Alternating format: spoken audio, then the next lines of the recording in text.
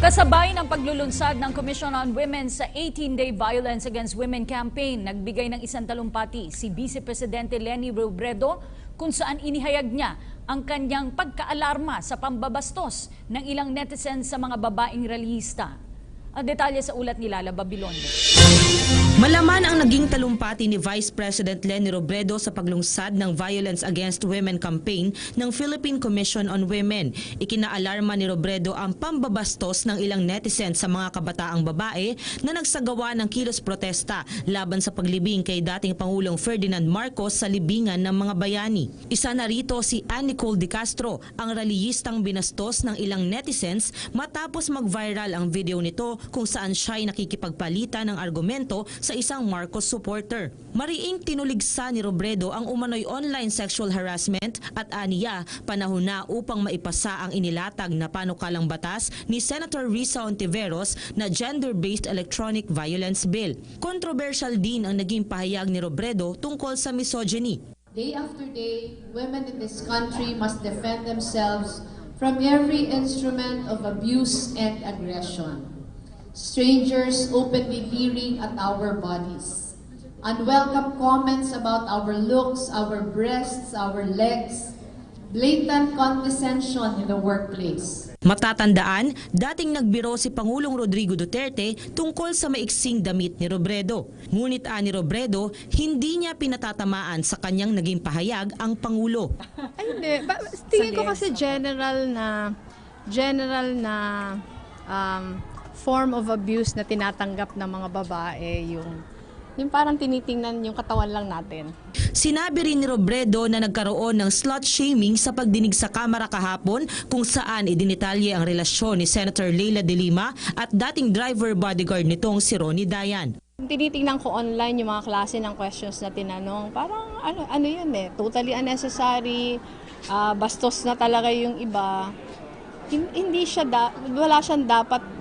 Wala siyang lugar dapat sa isang institusyon na dapat nirerespeto natin bilang institusyon. Para sa PTV News, Lala Babilonia.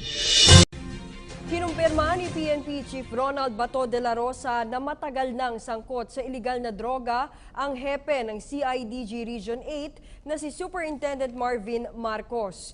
Ito ay matapos pangalanan na umano'y big-time drug lord na si Kerwin Espinosa sa pagdinig ng Senado si Marcos na isa sa mga opisyal ng pulisya na tumatanggap umano ng drug money mula sa kanya kapalit ng proteksyon. Ayon kay De La Rosa, bago pa man tumestigo si Kerwin ay lumalabas na ang pangalan ni Marcos sa mga sangkot sa iligal na droga batay sa mga intelligence report. Sa ngayon, sa restricted custody ng PNP sa Campo Crame si Marcos habang sumasailalim ito sa investigasyon. Matatanda ang pinangunahan ng grupo ni Marcos ang raid sa Baybay City Jail na nagresulta sa pagkakapatay kay Albuera Leyte Mayor Rolando Espinosa Sr. Yeah.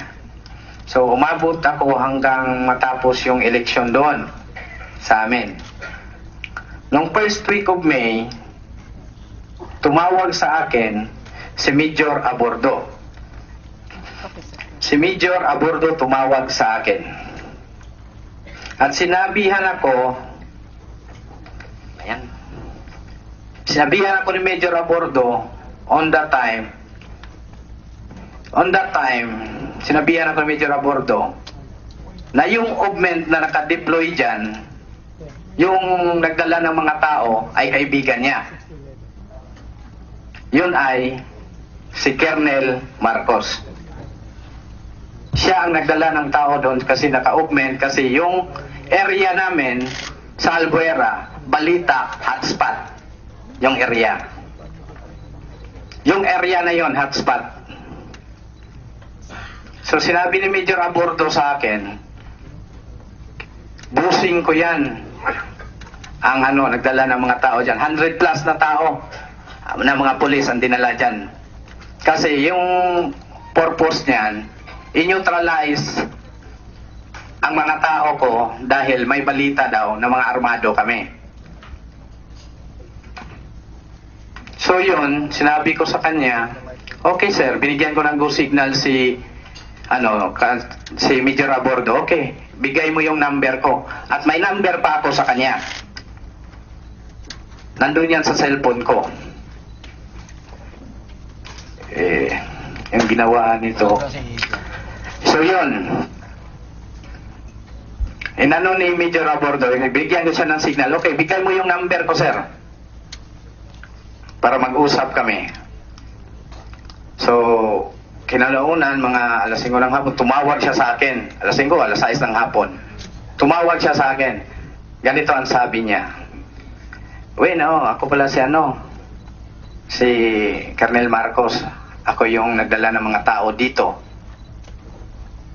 Nag-augment kami dito sa sa Albuera. May mga dineploy kami na tao, mga pulis. Oo sir, ano ba atin sir?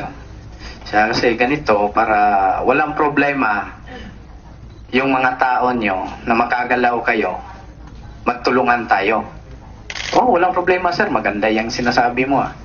Pero Win, sabi niya, pero Win, may hihingin din akong pabor sa'yo.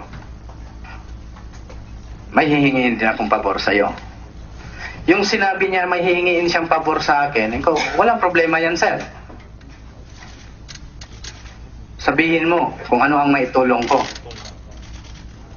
So yung sabi ko sa kanya na ano ang maitulong ko, sabi niya, ganito kasi Win. Yung asawa ko tumatakbo ng Vice Mayor ng Pastrana sa lugar namin. Kulang kami ng funding. So yun, okay, magkano ka sir? Ang sinabi niya sa akin, 3 million. Yung sinabi niya. Pagkatapos, tumawad ako kasi wala akong ganong pera. Kasi yung pera ko, sir, hinanda ko to para sa papa ko. Totoo yan, sir. Totoo talaga yan. Nag-usap tayo.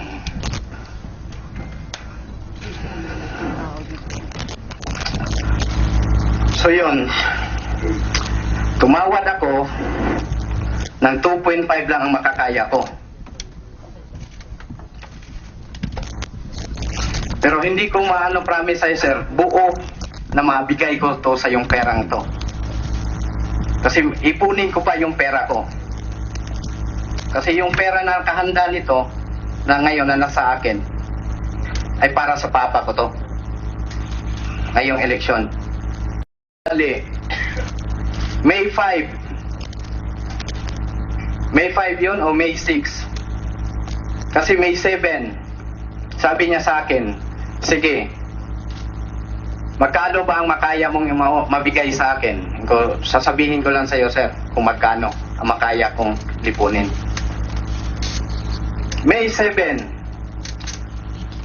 nagbigay ako sa kanya. Tinawagan ko siya, 1.5 lang. Umagang-umaga, 1.5 lang yung pera ko na nalikom, sir. O sige, yan lang muna. Kunin ko na lang yan muna. Okay. So sinabihan ko ang papa ko na,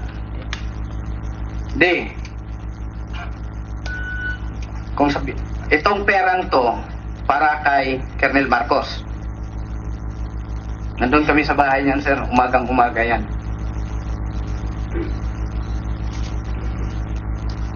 So sinabi ko, hawakan mo itong perang to, kuha lang ako ng sasakyan. Kumuha ako ng sasakyan, pinapadrive ko ni Tado Rosal. Bumalik kami sa bahay, pinick up namin si Daddy. Tapos sinabihan ko si Daddy. Si Daddy yung tumawag sa'yo on that time, sir. Yung number mo na ginamit mo yun, nasa cellphone pa rin yan ni Daddy hanggang ngayon. Tinago namin.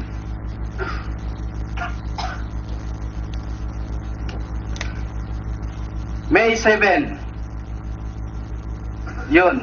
Handa namin ang pera ng umaga. 10 or between 12 noon. Binigay namin sa iyo ang pera. Nag-usap kayo ng daddy ko. Nandoon ako sa likod. Kevin, kindly address the chair, ha? Yes. Address Superintendent Marcos. That's the procedure. Okay. So yun, sorry Mr. sorry Your Honor. Ano lang ko sa papa ko. Si Papa ko yun. Buti kung nawala asawa ko, makahanap ako ng ibang asawa. You can look anywhere you want to look, no? Pero address ni Chair, do not address any... Okay. So yun, sorry, patawarin niyo ako. So yun, May 7 ng umaga, 10 a.m. to 12 noon. Tumawag yung papa ko sa kanya, Sir, ito ng pera, handa na.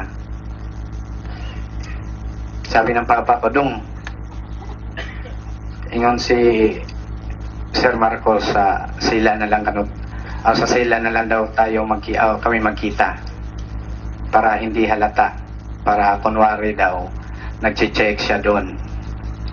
So sa harap ng hotel ko may parking yon, doon sila nakita ng papa ko. On that time, ang sakay ng sasakyan, ako nasa likod, papa ko nasa front seat at ang driver. Bumaba yung papa ko, bago bumaba ang papa ko, tinawagan niya muna yung si Colonel Marcos. Yung tinawagan na niya, bumaba yung papa ko. Bumukas ng pinto, si Colonel Marcos, inoba yung sasakyan niya. Bumukas ng pinto, binigay yung pera na dala ng papa ko.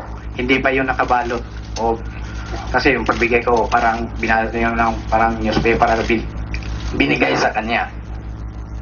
So yun, naghiwalay na kami agad nung natanggap niya ang pera. Hiwalay kami. Bumalik kami sa area namin, pumasok kami. Tumawag siya sa akin. Sabi niya, Win, bukas kunin ko yung kunin ko yung kulang, yung remaining. Kasi mag-eleksyon na, gagamitin na ang pera. Okay sir, sisikapin ko. So yun, usap kami ng papa ko. Naglikom na naman ako ng pera. Nung nalikom ko, umagang-umaga pa rin. Same lang ang bigayan namin ng pera. Doon pa rin sa Celan Hotel. Sa Celan Hotel, binigay namin pa rin ang pera. Sabi niya sa papa ko nung tumawag siya, doon pa rin sa Celan. So nakita sila sa Celan, nandun pa rin ako sa likod, nasasakyan, nakasakay ako, 3 pa rin kami. Kasi palaging, pag lumakad ng papa ko, nasa likod ako. Kasi binabantayan ko siya. So yun, nakita sila sa Celan, same pa rin yung dala niyang sasakyan.